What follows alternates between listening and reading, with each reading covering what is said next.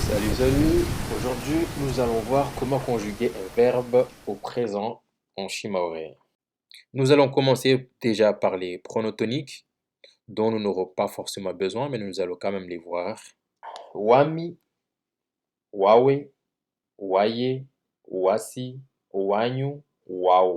Nous allons commencer avec 5 verbes. Ufanya, uenda, uzina, uka, ukana. Le ou au début désigne l'infinitif. Le verbe à l'infinitif commence par un ou et ensuite le corps du verbe. Pendant qu'on le conjugue, le verbe en lui-même ne change pas. Le corps du verbe ne change pas. La partie qui désigne l'infinitif disparaît, le ou, mais le verbe en lui-même ne change pas.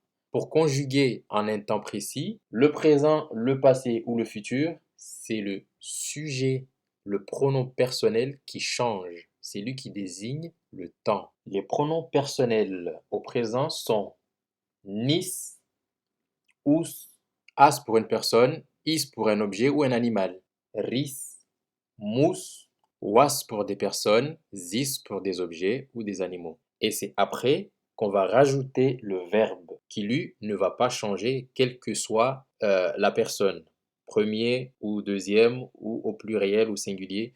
Le verbe à lui-même ne change pas, il reste le même. Donc ça donne nis fanya, usendra, aszina, risfanya, musendra, waszina. La majorité des verbes donnent toujours la même chose. Il y a le sujet au présent, le pronom personnel, puis le verbe. Donc ça donne toujours la même chose. Mais nous allons avoir deux rebelles qui ne vont pas suivre les règles. Le verbe être et avoir. Le verbe être, c'est ça, wa, a pour une personne, i pour un objet ou un animal. Ra, moi, wa pour des personnes ou zi pour des objets ou des animaux. Tsa, van, wa, mbole. Ajiviwa, ra, hunu, moi, wazuri, wa, kubali. Donc, rien que cette syllabe-là, elle donne déjà le sujet et le verbe en même temps. Celui-là n'est pas composé de deux mots pour désigner le pronom personnel et le verbe à part. Ensuite, nous avons le verbe avoir qui, lui, est particulier. Il est rarement employé au présent avec nis, kana, us, kana, as, kana. En fait, il peut s'utiliser comme ça, mais en général, les gens l'utilisent avec les pronoms personnels du passé composé.